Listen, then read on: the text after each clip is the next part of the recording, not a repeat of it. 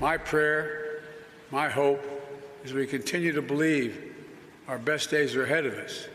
That as a nation, we continue to believe in honesty, decency, dignity, and respect. We see each other not as enemies, but as fellow human beings, each made in the image of God, each precious in His sight.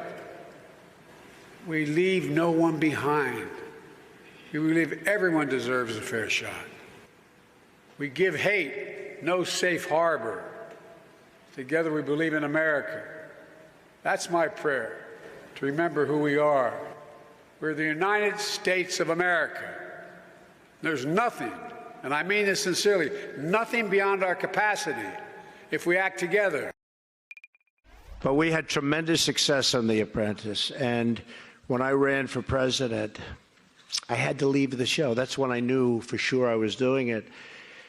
And they hired a big movie star, Arnold Schwarzenegger, to take my place. And we know how that turned out. The ratings went right down the tubes. It's been a total disaster. And Mark will never, ever bet against Trump again. And I want to just pray for Arnold, if we can, for those ratings, okay? I mean, if you saw Donald Trump at those prayer breakfasts, it didn't get better.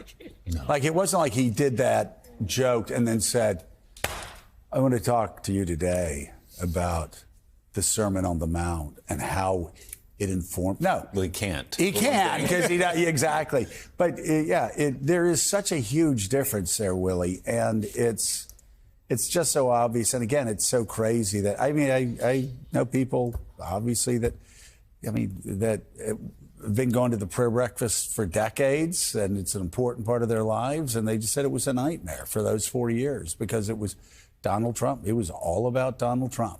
Well, he doesn't care where he is, doesn't care about context. He's only going to tell his own story.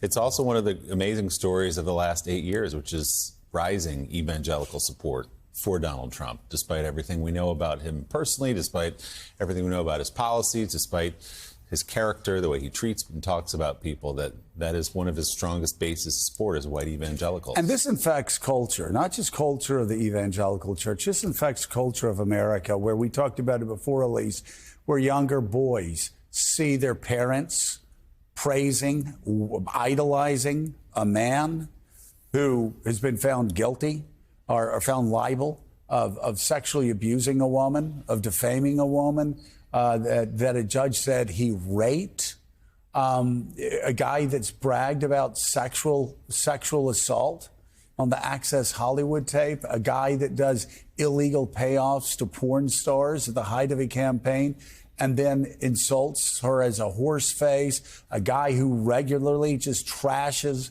women, attacks them, like, he's done so to Mika. He's done so to any woman that challenges him.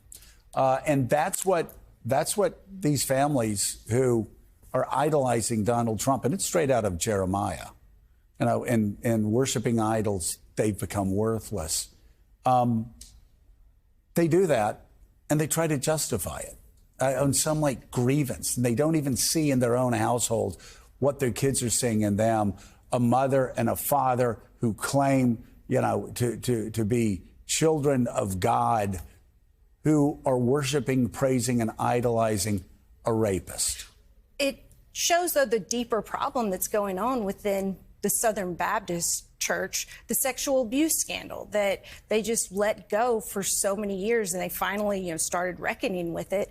But it's a larger problem dealing with women, I think, in my opinion, the culture of submission. You and I both grew up in the Baptist church. But the one thing I will say that I found to be just the worst thing that Trump did when it came to Christianity was, do you remember after it was a tornado, he was signing Bibles, he was autographing Bibles with Donald Trump. And that, one of my family members who was a Trump supporter, she admitted that was too much. Yeah, it's the whole thing's too much, but I mean, it is what it is.